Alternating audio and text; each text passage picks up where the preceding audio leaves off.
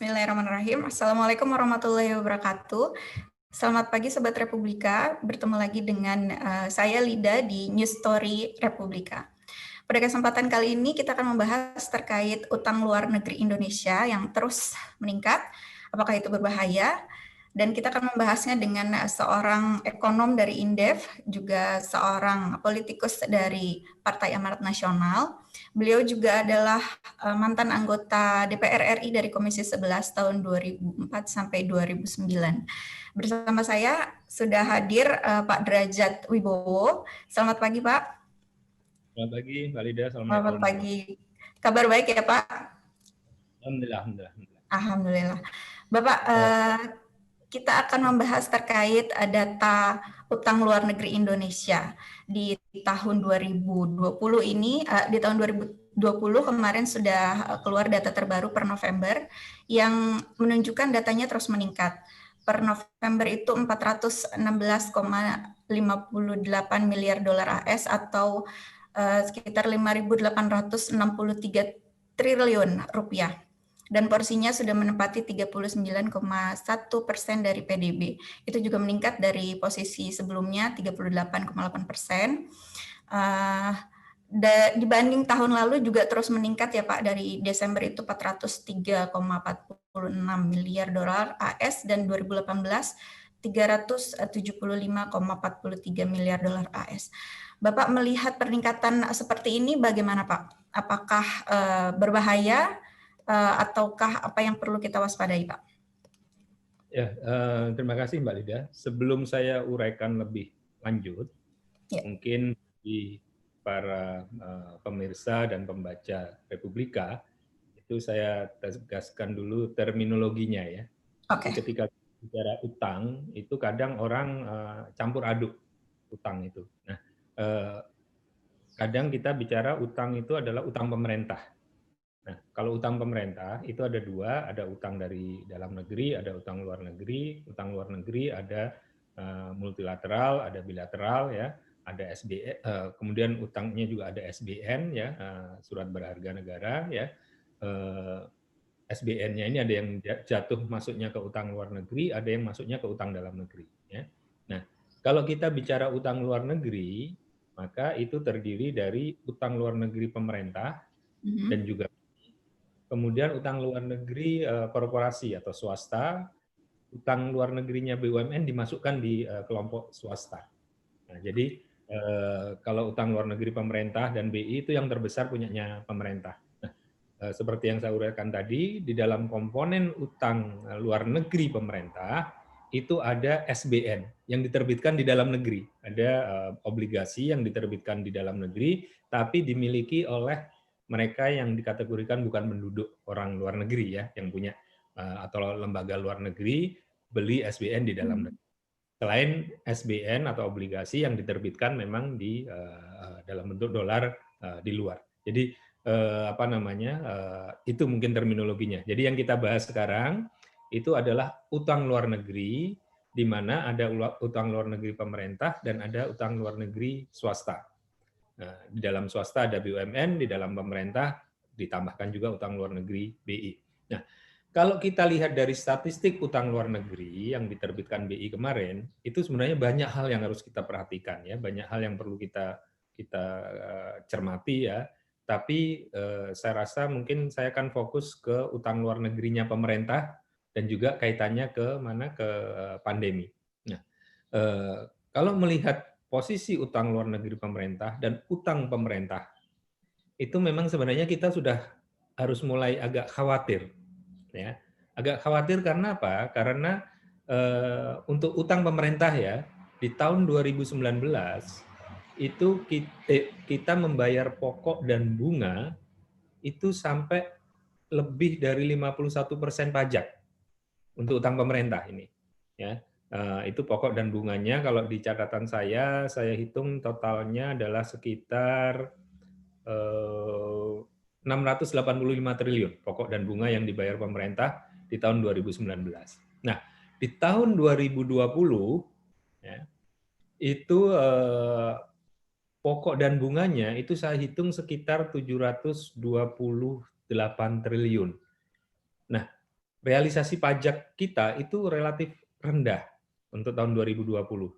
Jadi tampaknya mungkin bisa-bisa itu mencapai 68% atau malah 70% dari realisasi pajak di tahun 2020.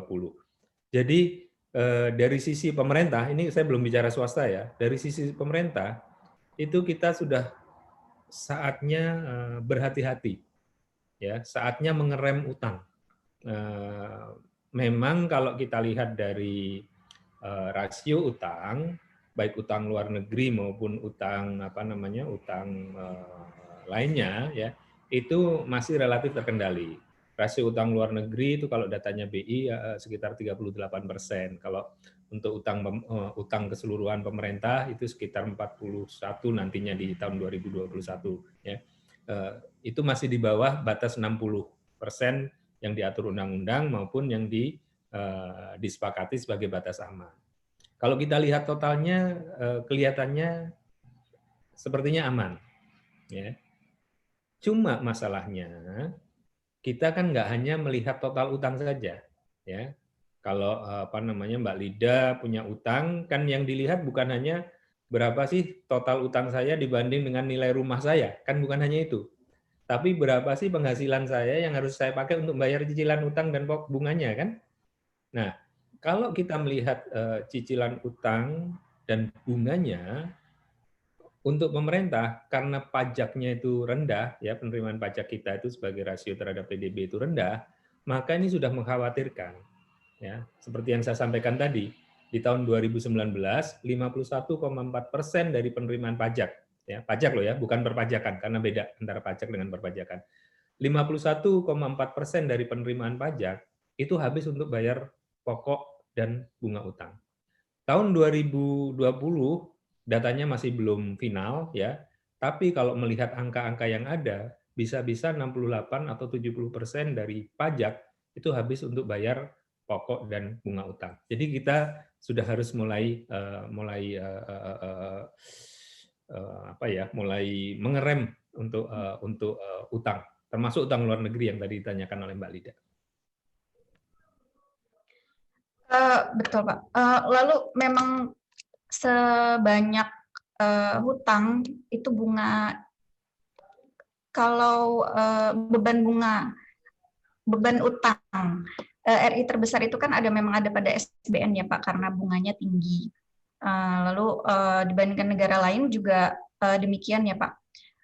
Lalu apakah untuk proyeksi untuk tahun depan yang katanya banyak negara ingin memanfaatkan momen untuk mengeluarkan karena bunga murah jadi mengeluarkan lebih banyak obligasi, apakah itu juga bisa Pak kita mengerem dengan misalkan pemerintah juga punya tujuan untuk memperbesar pendapatan dari pajak, apakah masih bisa dihitung sebagai aman atau tetap harus diwaspadai, Pak? Kalau melalui SBN memang jelas bunganya bunga pasar ya, kuponnya sesuai dengan pasar, jadi itu nggak bisa kita hindari. Dan SBN kalau yang dipegang oleh investor asing itu bisa keluar masuk, ya.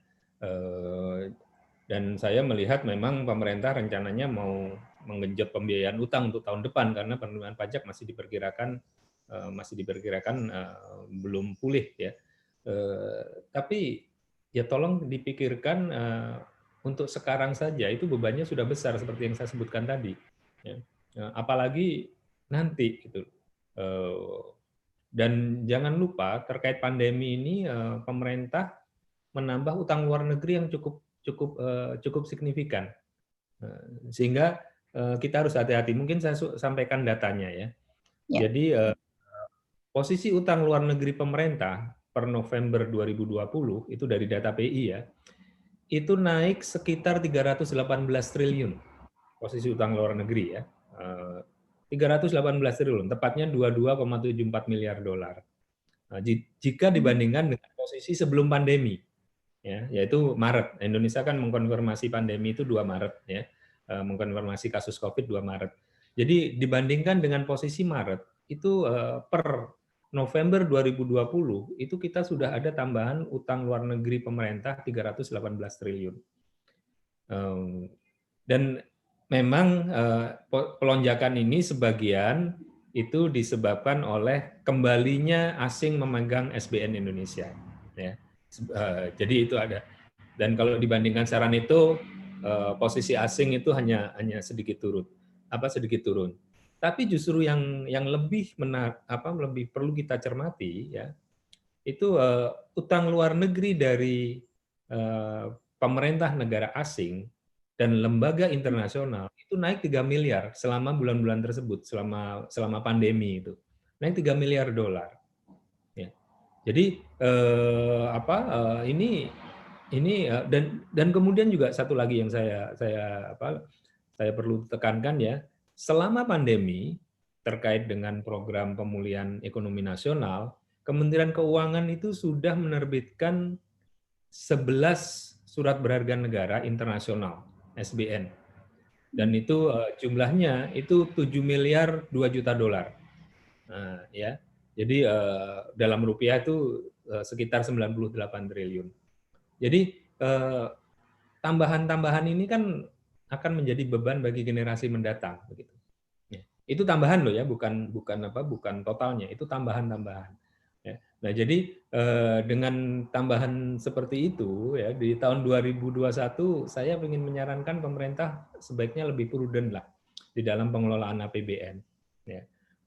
Hitungan pajaknya lebih teliti lagi supaya jangan meleset, kemudian akhirnya kita harus genjot utang terlalu banyak, dan apalagi kita tahu jika dibandingkan dengan kondisi pandemi dan kondisi pertumbuhan, tambahan utang yang diambil itu terbukti tidak efektif. Mungkin nanti akan saya tunjukkan datanya ya. Terbukti maksudnya terbukti kurang efektif. Nah, sehingga hitung-hitungannya kan kita harus melihat berapa biaya dibandingkan dengan manfaat.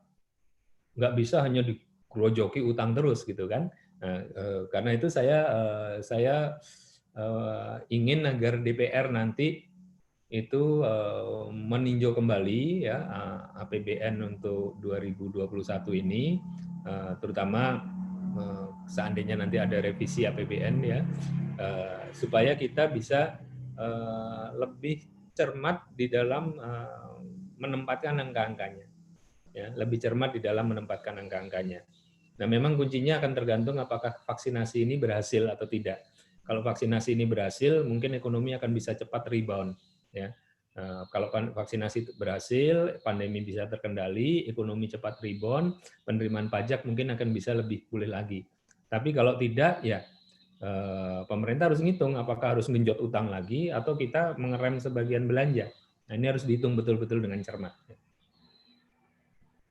Baik, Pak. Sebelum langkah ke sana, tadi Bapak sudah sebutkan juga terkait efektivitas ya Pak. Tadi ini menyangkut pertanyaan saya selanjutnya juga. Seberapa efektif memang Pak utang-utang yang sudah dikeluarkan oleh pemerintah, termasuk juga dengan tambahan karena pandemi ini, itu tidak efektif ya Pak? Memang terbukti tidak efektif ya? Boleh Tentu apa sampaikan namanya? datanya. Ya, tentu tidak fair kalau saya katakan 100% tidak efektif, itu nggak fair ya. Kita harus objektif ya. Jadi ada porsi-porsi utang yang memang bermanfaat ya. Ada porsi-porsi utang yang memang dibutuhkan oleh negara. Misalkan kalau utang yang terkait SBN itu ada yang dibutuhkan untuk untuk membiayai vaksinasi, misalkan ada yang dibutuhkan untuk membiayai berbagai program untuk penyelamatan masyarakat ekonomi kelas bawah dan sebagainya ya. Jadi tentu banyak porsi utang yang efektif, itu banyak ya. Tapi juga banyak juga porsi utang itu yang tidak efektif. Nah, saya ingin melihatnya dari sisi pandemi dan dari sisi pertumbuhan ekonomi. Nah, kita ini anggaran PEN kita itu kan fokusnya lebih banyak bias ekonomi ya. Kecuali untuk anggaran vaksinasi nanti agak berbeda ya. Tapi selama 2020 ini kan kita sebenarnya kan harusnya adalah lebih fokus di tindakan-tindakan kesehatan publik ya, tindakan-tindakan kesehatan publik. Nah, Saya ingin bandingkan dengan dua negara yang menjadi contoh salah satu contoh terbaik di dalam penanganan pandemi, yaitu Vietnam dan Taiwan. Ya. Vietnam dan Taiwan itu sangat berhasil dalam mengendalikan pandemi. Jumlah kasus di Vietnam itu hanya 1.365. Kecil sekali, 1.365. Taiwan malah di bawah 1.000, hanya 693.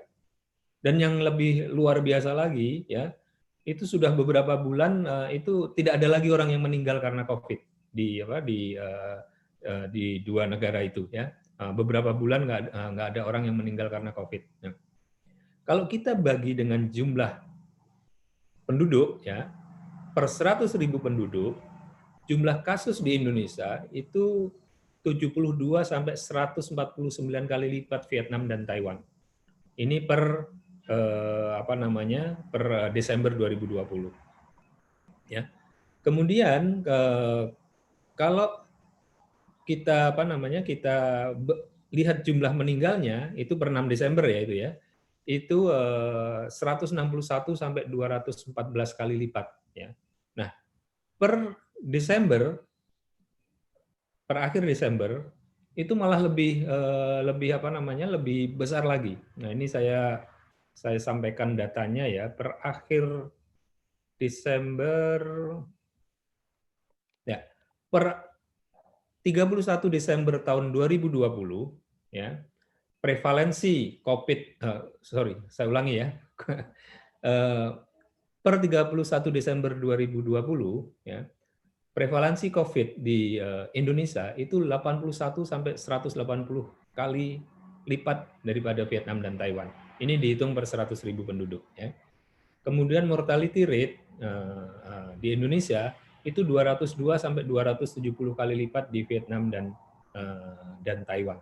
Ya. Jadi kita dari sisi pandemi dana yang besar itu kalah jauh dibandingkan dengan Vietnam dan Taiwan. Ya. Lalu bagaimana dari sisi performance ekonominya? Ya. Vietnam itu malah tumbuh positif terus selama kuartal 1, 2, dan 3 2020. Dan mungkin Vietnam ini akan menjadi kasus yang jarang di mana selama pandemi pertumbuhan ekonominya malah positif. Ya. 3,82%, 0,39% ya yang pada saat puncak-puncak pandemi, kemudian 2,62%. Itu di Vietnam. Taiwan itu sempat tumbuh negatif di kuartal kedua saat puncak pandemi, minus 0,58% ya. Tapi langsung dia rebound, langsung dia kembali pulih, tumbuh 1,59% di kuartal ketiga. Jadi artinya apa? Artinya dua negara ini berhasil menangani pandemi, berhasil juga menjaga perekonomiannya. Nah, sementara di kita itu kita di kuartal kedua anjlok 5,32% ya negatif. Kemudian kuartal ketiga anjlok 3,49% negatif. Artinya kita sudah masuk resesi ya. Pandemi kita masih terus berlangsung. Jadi karena kita tidak disiplin menjalankan tindakan kesehatan publik, ya dana utang yang besar tadi itu akhirnya tidak berhasil mengatasi pandemi, tidak berhasil juga mengatasi kemerosotan ekonomi. Nah, ini saya rasa perlu menjadi pelajaran yang sangat berharga bagi pemerintah. Ya sudahlah, sudah terjadi 2020 kan kita nggak bisa ulangi lagi. Ya. Di 2021 itu saya menyarankan pemerintah utang yang banyak diambil tadi, utang luar negeri yang banyak diambil tadi, tolong kita pakai untuk fokus mengatasi pandemi. Saya setuju sekali dengan vaksinasi, ya. Tapi tidak cukup hanya vaksinasi. Tindakan kesehatan publik harus tetap disiplin dan secara ketat dijalankan. Kemudian kalau pandemi bisa kita atasi, insya Allah saya hakul yakin ekonomi kita akan cepat pulih. Karena apa? Karena begitu pandemi teratasi, maka kelompok konsumen menengah atas maupun para investor itu confidence-nya akan pulih. Nah, ekonomi kita sangat tergantung pada konsumsi dan sangat tergantung pada investasi, terutama konsumsi. Konsumsi sangat tergantung pada konsumsi kelompok menengah dan atas, ya, terutama kelompok atas dari sisi pertumbuhannya. Kalau kepercayaan dari dua kelompok ini, ya, kelompok konsumen maupun investor, bisa pulih, maka mereka akan belanja lagi konsumennya, investornya akan investasi lagi, ekonomi kita akan booming lebih cepat. Bahkan di satu wawancara dengan media asing, ya, saya katakan saya tuh malah pede di maaf, bukan media asing, waktu saya memberikan kuliah dengan mahasiswa-mahasiswa dari Australia, ya. Mereka bertanya ke saya katakan kalau kita berhasil mengatasi pandemi 2021, malah saya PD kita bisa di atas 5%. Dengan catatan itu tadi, atasi pandemi. Karena itu utang luar negeri yang nanti akan menjadi beban anak cucu kita, itu tolong manfaatkan betul-betul untuk mengatasi pandemi. Baik, itu dari sisi utang luar negeri, sisi pemerintah ya Pak. Kalau dari sisi swasta, bagaimana Bapak melihatnya Pak? Dikaitkan juga dengan ya, utang swasta banyak peningkatan, dan juga kita juga banyak mendapatkan peningkatan dari Cina. Jadi pada saat Pak SBY itu Cina masih nomor 6 sebagai sumber utang kita. Sekarang sudah naik menjadi nomor 4, dan kenaikan utangnya itu utang luar negeri dari China daratan, ya, itu naik sekitar 3 kali lipat, ya. Utang swasta memang sifatnya komersial. Kalau swasta yang pure swasta, sementara ini saya masih belum terlalu khawatir, walaupun harus waspada, ya. Kalau yang betul-betul swasta, ya, korporasi swasta, karena apa? Karena pertumbuhan swasta kita ini sekarang banyak terpukul, ya. Bisnis swasta kita ini sekarang banyak terpukul, sehingga tentu kemampuan mereka membayar utang juga akan terpengaruh. Tapi saya melihat sebagian swasta kita sudah berhasil melakukan pembicaraan ulang dengan kreditornya, tampaknya belum sampai tahap khawatir, baru sampai tahap waspada. Nah, utang BUMN itu yang lonjakannya cukup besar. Utang BUMN itu lonjakannya tinggi sekali. Mungkin nanti bisa dibuka datanya di terbitan BI, ya. Tapi lonjakannya itu sangat tinggi. Nah, dan sebagian ini dipakai untuk pembangunan infrastruktur. Nah, ini kita harus betul-betul lebih matang hitungannya, ya. Karena infrastruktur itu sebagian adalah jalan tol, ya kan? Jalan tol ini kan kalau kita lihat volume kendaraan, volume lalu lintasnya itu sekarang masih kecil. Nah, jadi kita harus betul-betul sangat waspada. Kalau utang swasta tadi levelnya baru waspada, tapi kalau utang utang BUMN. itu kita sudah pada posisi untuk sangat waspada lah. Baik, kan memang menurut data dari Bank Indonesia juga utang luar negeri swasta ini mengalami perlambatan, ya Pak, karena pandemi.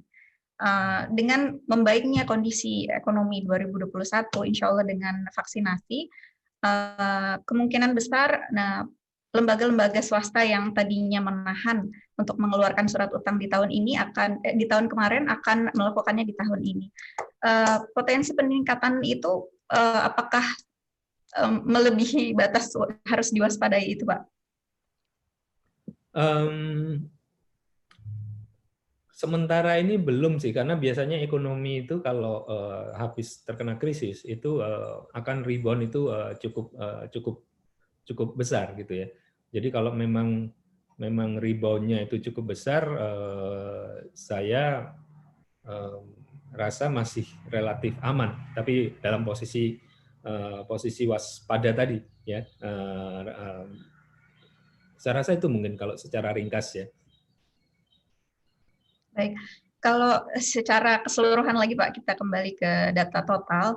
Ini kan memang ada resiko-resiko bagi negara yang punya utang membunuh seperti kita ya Pak. Kita negara pertama yang terbesar utangnya di ASEAN gitu, dan ada beberapa resiko seperti fiscal trap di mana pendapatan rendah utang tinggi, lalu yang kedua juga ada debt trap, pembangunan dan belanja negara didorong oleh utang, dan yang ketiga ada pengaruh dari stabilitas rupiah juga. Lalu keempat, BI akhirnya terpaksa untuk mencetak uang lebih banyak untuk membeli SBN pemerintah. Bagaimana menurut Bapak Pak terkait risiko-risiko tersebut? Ya, risiko-risiko itu termasuk dalam apa namanya, dalam kelompok risiko yang memang selalu diwaspadai ya. Kalau untuk sampai ke debt trap mungkin debt trap itu mungkin kita belum sampai ke posisi ke sana. Tapi untuk pemerintah saya rasa memang kita sudah mulai gali lubang tutup lubang kan sebenarnya. Jadi itu definisinya teknis sekali, nanti bisa bahas kalau kita bahas secara akademis. Tapi untuk pemerintah memang kita posisinya sudah seperti itu ya. Untuk BUMN ini yang tadi saya sampaikan kenaikannya sudah cukup tinggi, itu posisi terakhir kalau nggak salah 45 miliar US dollar utang luar negeri BUMN ya. Dan dia juga sudah jauh lebih tinggi di atas swasta. Jadi swasta nasional sudah sama dengan swasta nasional. Jadi kenaikan-kenaikan ini harus kita sesuaikan dengan kemampuan untuk pembayaran, dan kemampuan pembayaran itu kembali tergantung pada bagaimana kita bisa memulihkan konsumsi maupun memulihkan ekonomi. Baik, tadi Bapak menyebutkan di tahun 2021 ini sebaiknya pemerintah menahan kembali mengeluarkan utang gitu ya, menambah utang. Memang sebenarnya Pak porsi ideal atau yang lebih baik itu seperti apa ya Pak?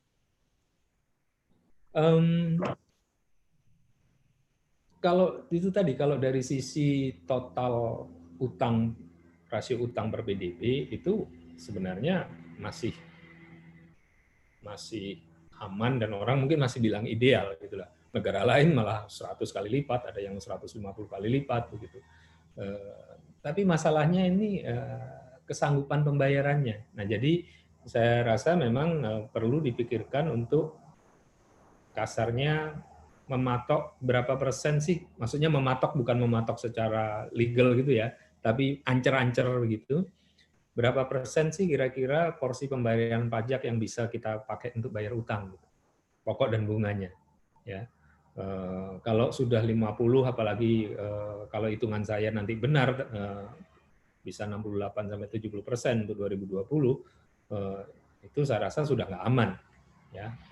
Tapi kalau kita ancar-ancarnya 40-45% dari pajak, itu masih mungkin aman. Kecuali penerimaan pajak bisa kita genjot sehingga tax ratio bisa kita naikkan katakanlah menjadi 14%, yang itu mimpi dari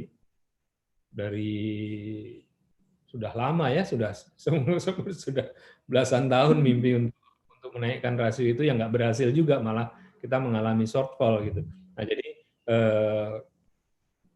ukurannya itu tadi, ukurannya di penerimaan pajak. Sama dengan swasta. Kalau swasta kan dia akan menghitung berapa sih income stream-nya ya, revenue stream-nya arus masuk revenue-nya ya. Dia akan hitung, kemudian dia hitung kira-kira berapa porsi yang akan terpakai untuk utang. Jadi yang saya sampaikan ini bukan hal yang baru. Ini sesuatu yang memang biasa dipakai di swasta, karena dia tidak hanya melihat debt equity ratio saja, dia juga akan melihat bagaimana pembayaran itu terhadap revenue. Demikian juga dengan BUMN, ya. Karena itu saya ingin menyarankan kepada Mas Erik, ya. Mas Erik ini pengusaha yang sudah papan atas gitu. Ya dia kan memang baru menjadi Menteri BUMN, jadi dia mewarisi kenaikan utang BUMN yang cukup besar. Nah, tolong betul-betul dipetani, bahasa Jawanya itu dipetani satu persatu BUMN itu termasuk bank, karena yang paling besar itu utangnya di bank, ya, di bank BUMN. Nah, dipetani satu persatu, apakah kemampuan mereka membayar itu cukup bagus. Kan bisa dilihat proyeksinya. Mas Erik kan sudah terbiasa melihat proyeksi-proyeksi revenue gitu. Khususnya BUMN karya, ya, BUMN karya itu betul-betul tolong dipetani betul. Kalau misalkan terlihat ada risiko, kan sudah biasa itu, risk assessment itu sudah biasa. Terlihat ada risiko, langsung ditutup gitu risiko itu. Entah misalkan dengan pemerintah atau apa. Jangan sampai nanti selama masa Mas Erik bertugas sebagai Menteri BUMN, kita akan dengar ada BUMN yang minta bailout dari pemerintah, ya.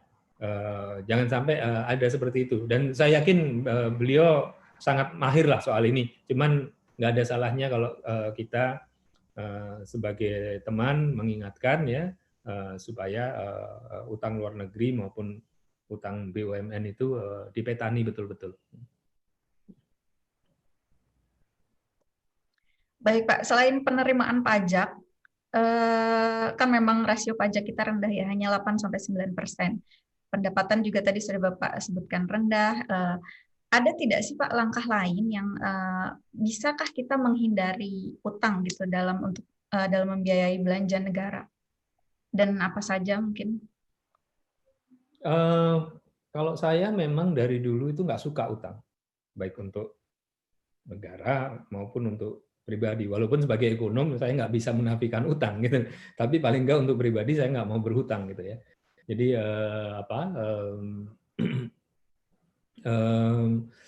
kalau untuk negara, untuk tanpa berhutang sama sekali itu rasanya masih jauh, ya. Tapi bisa kita kurangi. Kita kurangi caranya yaitu tadi kita mengubah postur APBN kita, ya. Postur APBN kita harus kita perbaiki. Pajak memang agak sulit digenjot, tapi masih ada peluang. Saya beberapa kali menyampaikan bagaimana kita bisa menggenjot pajak melalui IT, ya, melalui information technology, dan juga melalui intelijen. Itu sudah beberapa kali saya sampaikan dan juga sudah saya sampaikan waktu saya sebagai profesional membantu negara beberapa tahun lalu. Nah, jadi dengan IT maupun intelijen, ya, itu mungkin kita akan bisa menggenjot misalkan PPN dari berbagai transaksi, karena sekarang ini banyak sekali transaksi-transaksi yang lolos PPN, ya. Dan ini bukan mimpi sebenarnya, karena kan kalau untuk restoran, untuk kafe, ya, untuk tempat-tempat tertentu di Jakarta maupun di kota-kota besar lain, itu kan cash register-nya itu kan bisa langsung connect dengan Dispenda, kan, bisa langsung connect sistemnya. Artinya sistem ini bisa kita bangun sehingga peluang bagi transaksi itu lolos PPN itu bisa kita perkecil, dan ini akan bisa meningkatkan PPN dalam jumlah cukup banyak, ya. Nah, kalau untuk PPH itu ini memang lebih rumit, politiknya lebih rumit. Kalau PPH politiknya lebih rumit. Orang-orang yang memang sudah wajib membayar PPH itu sebagian besar sudah masuk. Maksudnya yang besar-besar nih, ya, kelompok-kelompok besar yang wajib bayar PPH itu sebagian besar sudah masuk. Kalau kita mau mengejar masyarakat, itu nanti akan banyak yang ngamuk, ya. Kalau mau dikejar, ini hidup lagi susah dikejar PPH, dikejar pajak segala macam, itu akan banyak yang ngamuk. Sehingga negara harus mencari akal, ya, mencari akal untuk katakanlah menutup lubang-lubang PPh. Ya saya nggak bisa utarakan di sini, tapi apa namanya, saya pernah lakukan, ya, waktu itu membantu Bang Yos. Itu kita dalam waktu setengah jam itu kita bisa mendapatkan penerimaan sampai 400 miliar setengah jam dari 3 wajib pajak, ya. Nah, detailnya nggak bisa saya sampaikan, tapi poinnya adalah perlu kreasi-kreasi tambahan untuk menggenjot penerimaan pajak sehingga tax ratio kita, tax ratio umum, ya. Kalau tadi yang 89% itu adalah tax ratio-nya Dirjen Pajak, ya. Kalau tax ratio umum itu bisa kita naikkan, ya. Kalau naik 1 atau 1,5% itu sudah cukup signifikan tambahan penerimaannya, sehingga kita bisa mengurangi kebutuhan untuk berutang. Kemudian yang apa namanya, yang berikutnya, ya, ada beberapa komoditas yang saya rasa memang masih bisa dibebani cukai ataupun cukainya ditambah, ya, itu masih ada. Nah, ini perlu dikaji untuk apa, untuk cukainya. Kemudian juga sektor online ini besar sekali sekarang, tapi pembayaran pajaknya relatif masih sedikit. Nah, itu perlu apa ya, langkah-langkah khusus, karena memang nggak gampang untuk memajaki online ini. Langkah-langkah khusus untuk kita bisa menarik dari transaksi-transaksi online. Orang beli barang kan sekarang makin banyak yang online, makin banyak yang online. Nah, itu bisa kita tarik. Ada lagi 2-3 ide lain, ya. Tapi saya rasa hal itu belum saatnya saya lempar secara publik, tapi sudah saya sampaikan di internal pembahasan di partai saya, ya, di PAN, beberapa ide lain itu yang mungkin akan bisa menambah penerimaan pajak. Jadi memang cara pertama pajaknya harus kita tambah, cara kedua, ya, pengeluarannya itu harus kita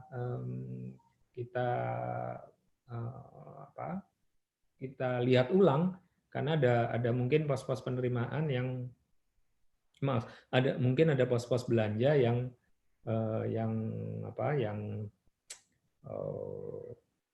ya kelihatan banyak pemborosan di situ, gitu.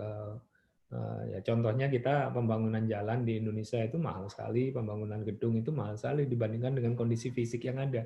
Dibandingkan dengan Singapura itu kita bisa lebih mahal, ya. Karena apa? Karena banyak kebocoran-kebocoran. Nah, ini sistem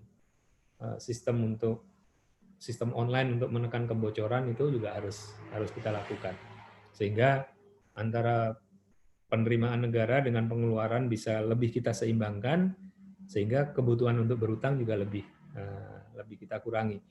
Nah, satu yang krusial tapi memang bisa menimbulkan efek berantai itu adalah renegosiasi. Kalau kita mengatakan renegosiasi utang, itu nanti khawatirnya rating Indonesia bisa jeblok, ya, confidence bisa anjlok, ya.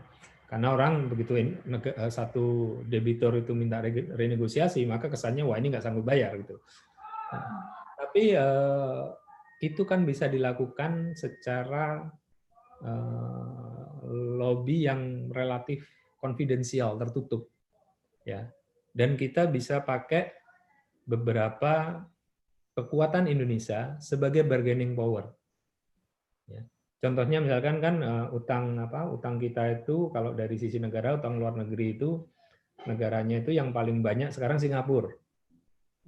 Utang luar negeri kita itu paling besar dari Singapura, kemudian dari Amerika, yang kemudian ketiga Jepang, keempat Cina, ya, kemudian ada lagi beberapa negara lain termasuk Hong Kong. Nah, dengan masing-masing negara ini kita cek strategik bargaining apa yang kita punya. Misalkan dengan Singapura. Nah, dengan Singapura kita punya strategic bargaining chips apa yang kita punya. Nah, itu kita pakai untuk bicara dengan pimpinan Singapura. Kita ini saling menguntungkan nih, tapi ini ada begini, ini begini. Gimana kalau yang ini bisa begini, supaya kami bisa begini. Nah, itu sebenarnya bisa dilakukan, tapi memang harus ada diplomasi yang sifatnya personal, diplomasi yang sifatnya dekat, supaya kita bisa mengurangi berbagai beban yang terkait utang tadi. Baik, Pak.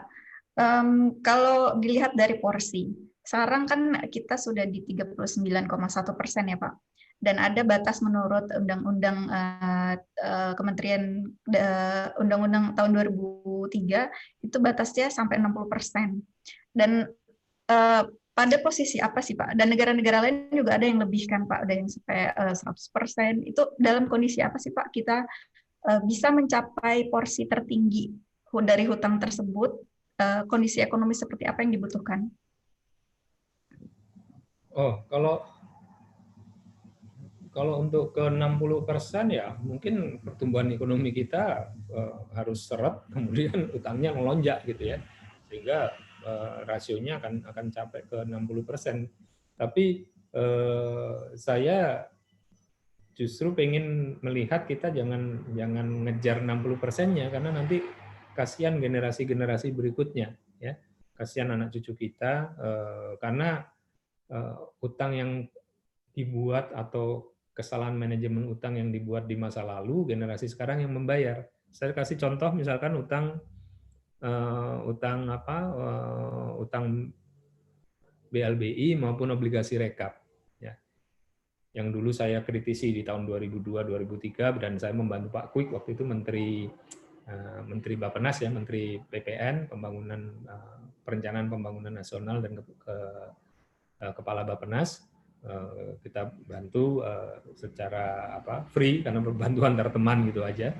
Nah ini kita buatkan, ternyata ditolak oleh pemerintah. Akibatnya apa? Sampai tahun 2030-an, bahkan sebagian mungkin sampai 2033 itu kita masih harus membayar utang yang kita buat di awal tahun 2000-an dulu. Itu harus kita bayar utang, obligasi rekap yang kita buat di tahun 98, 99 ya. Itu harus kita bayar berapa tahun, 30 tahunan kita bayar, ya kan?